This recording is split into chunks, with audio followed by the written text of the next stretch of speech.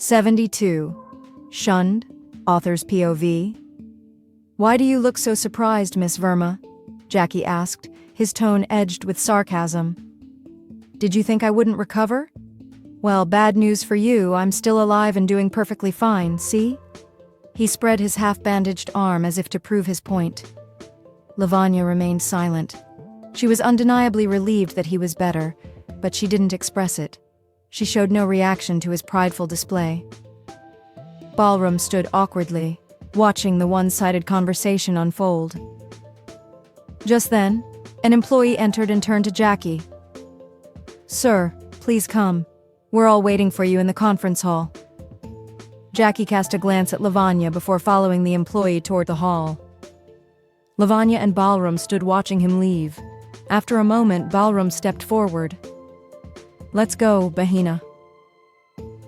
Lavanya looked at him briefly before nodding, and together they followed the others. Inside the conference hall, Jackie, Balram, and other senior executives sat together. Not too far from them, Lavanya took her seat as well. Being the CEO's personal secretary now placed her in close proximity to the higher-ups. Virat sat with his advertising department team, while Ruhi was yet to arrive. Once everyone had gathered, Ruhi entered the hall, scanning the room frantically. She searched for Lavanya, her urgency clear, but before she could reach her, the event began. A manager from another department stepped onto the stage and addressed the audience. "It's been years since we've been working together, and every one of us has put in our best efforts to make D. Dawson one of the leading brands in the market. That's pretty incredible, isn't it?" The room filled with nods, smiles, and a round of enthusiastic applause. Now, after years of hard work, we've launched several successful products, and this legacy, established by the great Meister David Dawson, is now carried forward by his only son, Mr. Jackie Dawson. He gestured toward Jackie, prompting another wave of claps from the employees. Jackie remained composed, acknowledging the applause with a slight nod. "Mr. Dawson, to be honest, we were terrified when we first heard that the Jackie Dawson was coming to India," the manager continued with a grin, making Jackie smirk. "When you arrived, you made some bold changes that frankly scared the hell out of us. But over time we understood why people say, Jackie Dawson is a master of decision-making." He paused, glancing around. "We all needed that change, sir. And we all needed a boss like you." Employees smiled in agreement. Even Jackie's expression softened slightly. Meanwhile, Ruhi finally spotted Lavanya, but her heart sank. Lavanya was seated in a place where any movement toward her would be too obvious. If Ruhi approached now, she would draw unnecessary attention. Desperate, she tried mouthing Lavanya's name and subtly waving, but her friend was too engrossed in the speech to notice. "It has been an incredible experience working for you and with you, sir. So thank you for being who you are, and for choosing D. Dawson India as your destination." The manager continued speaking as Jackie listened attentively. "When we heard about your accident and saw you in the hospital, we were all deeply worried. But today, seeing you here with us again, looking much better, thank God all our get well soon wishes actually worked."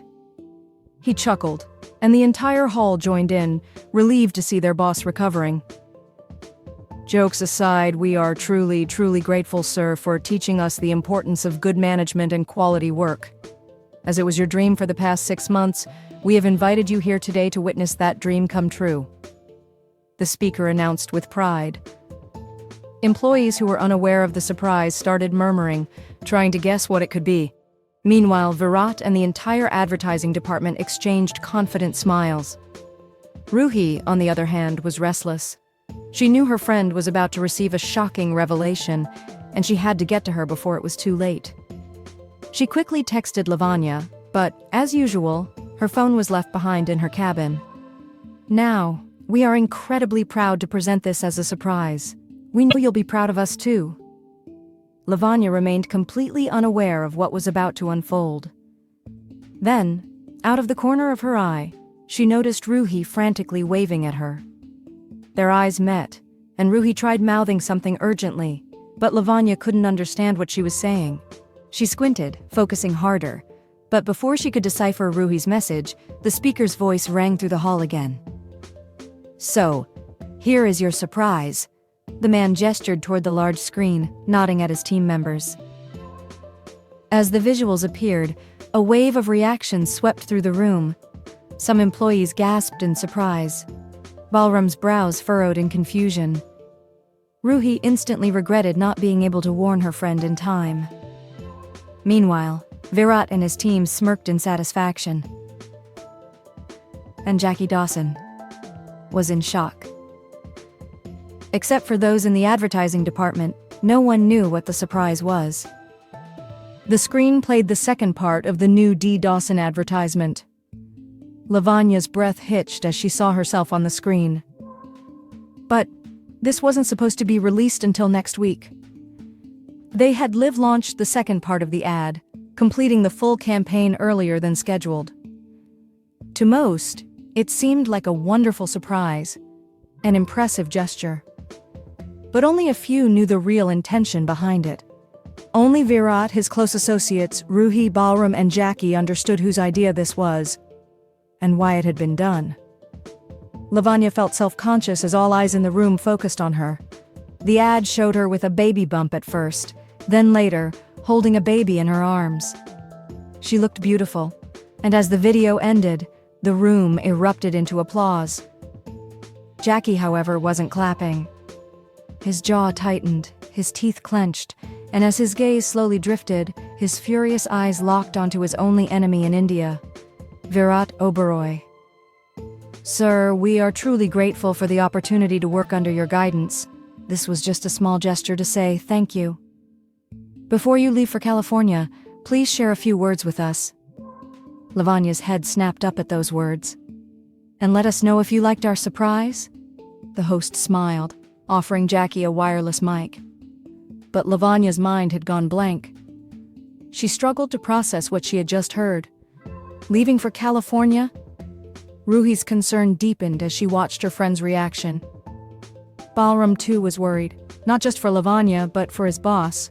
He knew exactly who had orchestrated this stunt and why. And the one person enjoying this spectacle the most was Virat. Balram shot him a sharp glare, already certain that this had been a deliberate move to wound an already broken Jackie. "Please, sir, say something. We're all eager to hear from you," the host encouraged. Jackie remained silent, gripping the microphone, his emotions carefully concealed beneath his unreadable expression. Jackie took the mic and remained silent for a few seconds. The entire hall waited in anticipation, eager to hear him speak. "Well, ahem." He cleared his throat when he felt his voice beginning to crack. "That was really surprising indeed." He stared blankly, avoiding eye contact with anyone, a first for him. Virat smirked even more, watching Jackie struggle, but Jackie didn't acknowledge him. Yeah." He composed himself and continued. "Thank you for that. Thank you for your hard work, for making my time in India so memorable. I will never forget you all. You have always been incredible to me, and D. Dawson's success is proof of your dedication." He gestured toward the screen. "This was an amazing surprise. You all have worked really well. It looks great. Thank you for making this ad a success and for launching it today. It looks absolutely dope. Yeah." He nodded slightly, still not meeting anyone's eyes. Then, finally, he looked around at his employees. "A special thanks to the advertising department, especially Mr. Oberoi and, of course, Miss Verma for her performance on screen. This campaign brought all of your talents together. You are truly a gifted team. It was nice meeting you all, and yes, I will miss you too." With that, he ended his brief speech. The hall erupted into applause. Lavanya, however, remained frozen. The news of Jackie leaving had completely shaken her. Ruhi, watching her friend closely, whispered in guilt, "I'm so sorry, Levi." As the event wrapped up, employees began moving around, some approaching Jackie to shake hands and bid him farewell. Balram carefully helped him stand. Jackie offered polite smiles and nods, but deep inside, Balram regretted ever bringing him to the office. What was meant to be a surprise had turned into a painful reminder of everything Jackie wanted to forget. One by one, employees came forward to meet him. Ballroom collected the bouquets and gifts, leaning in to murmur, "I'm really sorry, sir. I had no idea about this. No one told me. I thought the surprise would be something work-related." He exhaled heavily. "I should have thought it through." "It's okay, Ballroom. I'm fine." Jackie's voice was calm, but there was a sharp edge to it. "I had to face this humiliation in front of everyone. That was the whole point of this surprise. And I know exactly whose mind is behind it." His gaze shifted toward Virat. Virat, now surrounded by his department members, was basking in the moment, grinning ear to ear while receiving congratulations for his so-called success. Ballroom followed Jackie's line of sight and clenched his jaw. He was disappointed too. How can someone be so heartless to humiliate a person at such a vulnerable time? I just can't believe it. Forget it, Ballroom. He won. He wanted to make it clear to everyone, so let him enjoy his victory. With that, Jackie turned and started walking toward the exit. As he passed Lavanya, he cast her a sharp, fleeting glance filled with anger. She was still sitting silently, but their eyes met for a brief second. Then, without another word, he stormed out of the hall. Lavanya's chest tightened. She wasn't proud of what Virat had done, but right now, she was even more troubled by one thought. Jackie was leaving India. Mr. Dawson is leaving? Why didn't he tell me? Why is he leaving so soon? But, no, why is he even thinking of going back? How and when did he decide this? How can he leave me? What an irony, Lavanya. You left him no choice and now you want him to stay and watch your wedding? Think practically. He loves you. And when someone truly loves you, they can't just stand by and watch you become someone else's. That's impossible. So before you ask these questions to him, ask yourself first, find your answers, Lavanya. Ruhi rushed toward Lavanya as soon as the event ended. She sat beside her and called out, "Lavie!" Lavanya didn't respond. She sat frozen, her face tense, her breath unsteady. "Hey, Lavanya, are you okay?" Ruhi asked again, patting her shoulder. He's leaving?" Lavanya stammered, her voice barely above a whisper. Ruhi's heart ached with guilt. "Yes, I was just about to tell you. You knew?" Lavanya cut her off, looking at her in disbelief. "Yeah, no. I didn't know he was leaving. I only knew they were planning a surprise for him. Virat sir called me this morning and asked me to come early. When I got here, I saw them setting everything up. It felt strange, but I thought maybe it was just to welcome him back from the hospital. And then suddenly I overheard someone mentioning his evening ticket to California." Ruhi sighed. "Evening ticket? He's leaving tonight? Why didn't you tell me earlier?" Lavanya demanded. "I tried to find you. I went to your cabin, but you weren't there. I came here and waved at you, but you didn't notice me. I even tried texting and calling you, but you never carry your phone. That's why I kept waving at you, but before you could understand anything, this happened." Ruhi glanced toward their big screen and exhaled sharply. No, he's not well, he's not fully recovered, he can't travel yet, I have to stop him." Lavanya panicked. "But stopping him won't change anything, Lavi. You're still marrying Virat," Ruhi reminded her gently. But Lavanya wasn't listening anymore. She shot up from her seat and rushed out. "I need to find him, now." "Lavi, Ruhi called after her but knew it was pointless. Lavanya was in no mood to hear reason. "Come in!" Jackie's voice rang out in response to a hurried knock on his office door. Lavanya entered without hesitation, her words spilling out before she even took in her surroundings. "You can't leave like this." A tense silence filled the room. Ballroom cleared his throat, subtly reminding her of his presence. Only then did Lavanya turn to look at him, suddenly aware of her outburst.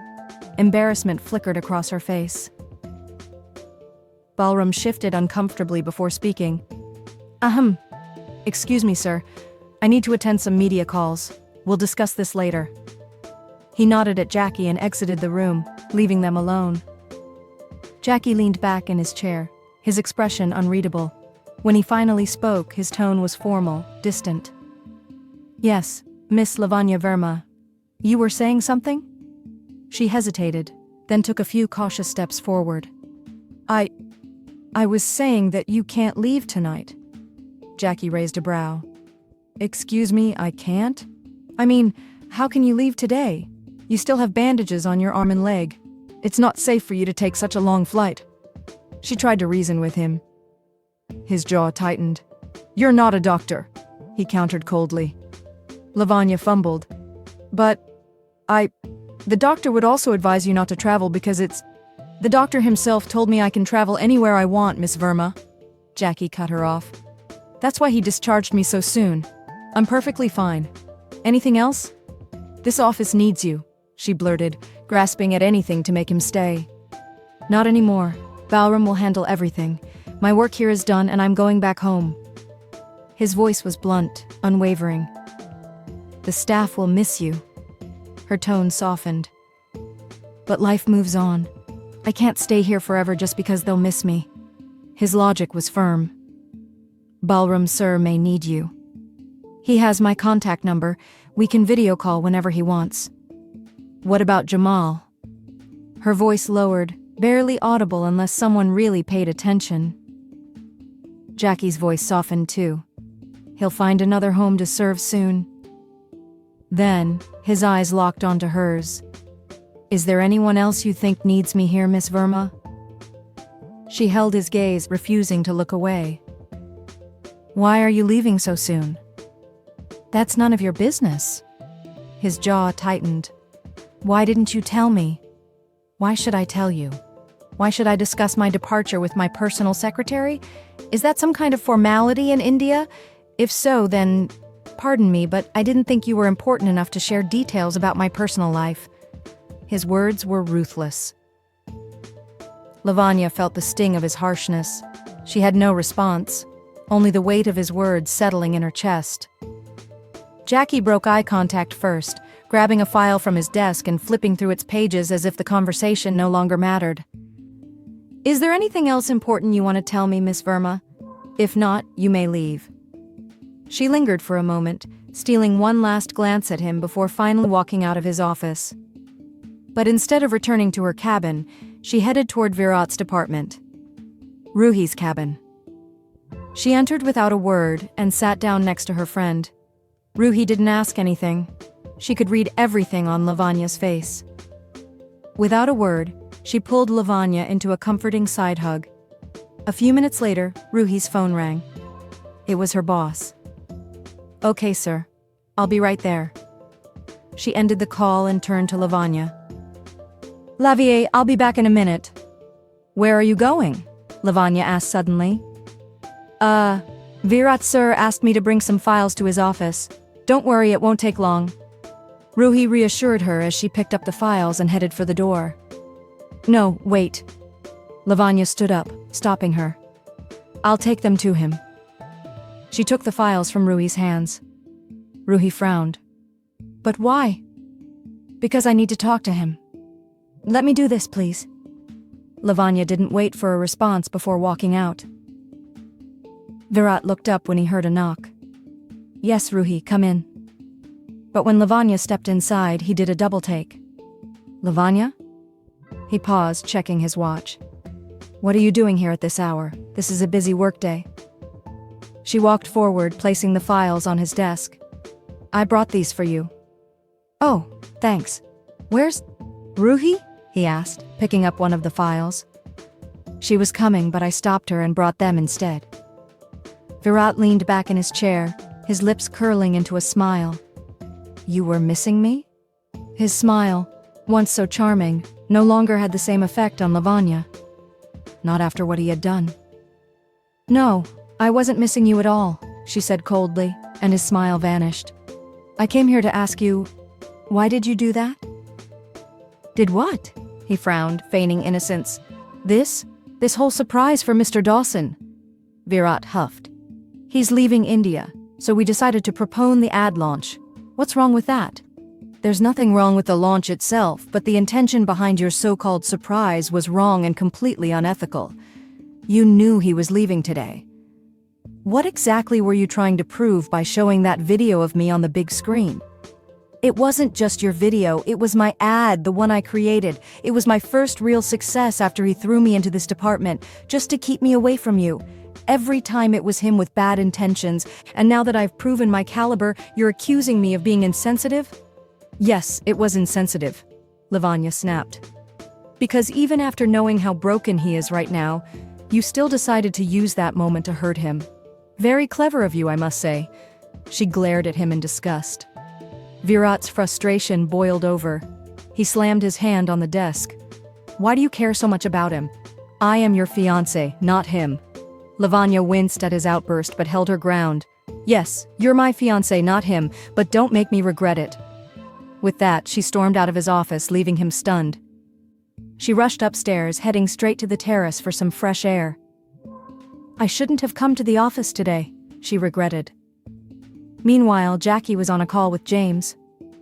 Yeah, after dinner I'll head to the airport, he said, adjusting his posture. Man, I've missed you a lot. Hey, by the way, did you tell your mom? James asked. No, I'll do it now. I actually forgot, Jackie admitted. It's okay, Jackie. She'll be happy to hear from you, James assured him. Of course she will, Jackie murmured, hoping he was right.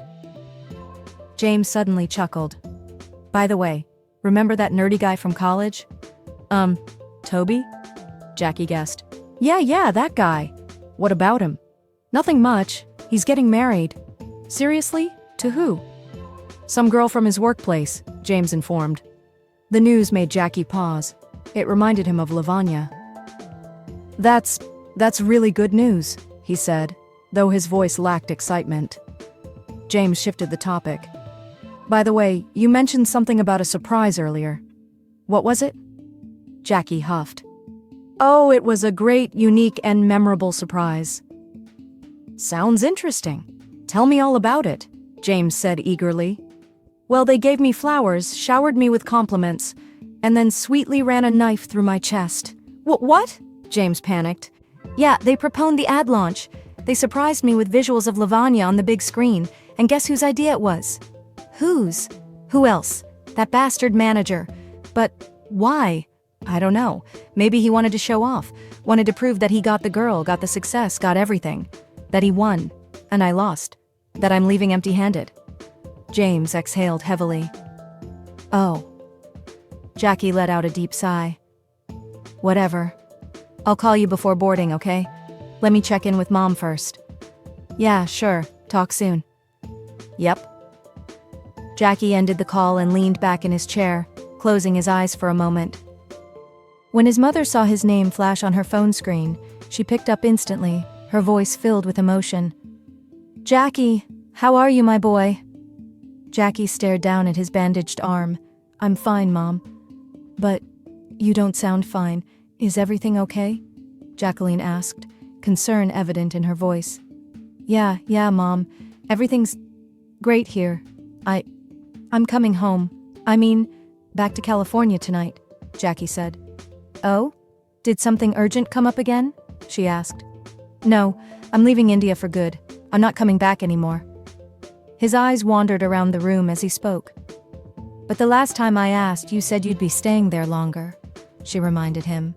Well, yeah, but my work here is done. They don't need me anymore, so what's the point of staying? There was a pause before she asked, Are you sure that's the only reason you're leaving India? Jackie hesitated for a moment. Then he muttered, I had an accident here. Jackie, stop it. That's not funny, she scolded. Jackie rolled his eyes and sighed. I'm not joking, Mom. I seriously had an accident 2 days ago, sprained my leg and arm, got a few minor injuries here and there. What? How did that happen? She asked, her voice frantic. I don't know. I was crossing the road and a van or something hit me. One of the office guys took me to the hospital. I'm fine now. Are you serious? What is wrong with you? You're injured and traveling tonight? Hasn't the doctor told you to rest? Yeah.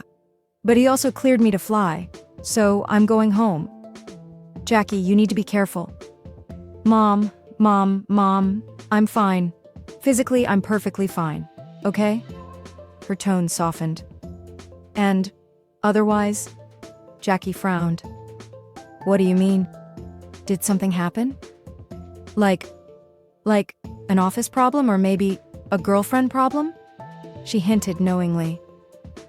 Jackie said nothing. She gasped.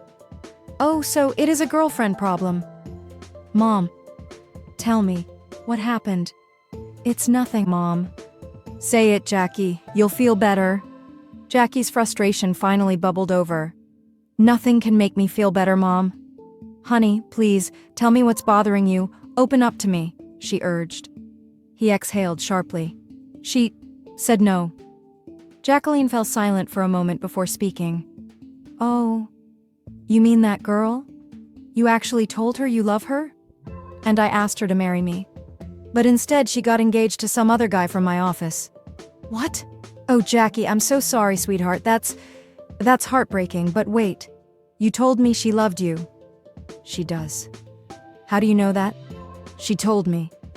Jacqueline's confusion deepened. Wait, let me get this straight. You love her? She loves you? You asked her to marry you, and instead she got engaged to someone else? Yep, Jackie muttered bitterly. I don't get it. What kind of logic is that?